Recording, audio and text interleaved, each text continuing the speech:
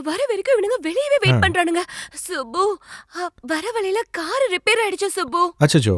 அதனாலதான் லேட் ஆயிடுச்சு. அதனால என்ன, எனக்கு எந்த பிரச்சனையும் இல்ல, எனக்கு பழகிருச்சு. ஆமா, மாமா எங்க? எங்க அப்பா திருப்பதி போயிட்டு வர வழியில எங்க அம்மா கனவுல வந்து, நீ மட்டும் காசிக்கு போனன்னு வச்சுக்க, உன் பிள்ளைக்கு நானே வந்து பிறப்பேன் அப்படின்னு சொல்லியிருக்காங்க. அப்படியே காசிக்கு போயிட்டாரு. அப்படியா? ரிசப்ஷனுக்கு வந்துருவாரு. ஆமா, பாட்டியம்மா எங்க வரலையா?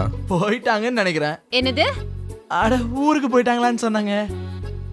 டேய், மனசுல நினைக்கிறலாம் வெளியே பேசி தொலைக்காதரா. அதை மட்டும் நீ கத்துக்கல, கல்யாணத்துக்கு முன்னாடி சமாதி ஆக்கிடுவா. புரிஞ்சுதா? சரிண்ணா. இல்ல மாமா, அந்த மாணிக்க மாமா இருக்காரு. உனக்கு ஆல்ரெடி சொன்னல சுப்பு, பாட்டிக்கு நம்ம கல்யாணத்தை பெருசா பண்ணணும்னு ஆசை. ஆனா நாம தான் சிம்பிளா பண்ணிட்டு இருக்கோம்ல, அத கோவத்துல வரலன்னு சொல்லிட்டாங்க. அப்படிதானேப்பா? அப்படிதாம்மா. ஆனா இவ ஏதோ மாணிக்கம் பாஷா அப்படின்னு ஏதோ உளறிட்டு இருந்தா. அவளுக்கு என்னப்பா தெரியும், சின்ன குழந்தை. கல்யாணத்துக்கு அப்புறம் எல்லாத்தையும் பேசிக்கலாம். சரி சரி, வாங்க போலாம். கல்யாணத்துக்கு அப்புறம் கோவா போறதா ஹாங்காங் போறதா? அப்பா, எனக்கு கொஞ்சம் டென்ஷனா இருக்கா. என்ன நடக்க போறதுன்னுட்டு நேக்கு கொஞ்சம் டென்ஷனாதாம்மா இருக்கிறது. அக்கா, என் வலது கண்ணு துடிக்குதுக்கா. அமைதியா இருமா ரேணு. எது எப்ப நடக்கணுமோ அது நடக்கும். சரி, நீங்க ஆரம்பிங்க. ஓகே சொல்லிட்டான்டா, பரீங்க காமண்டையா.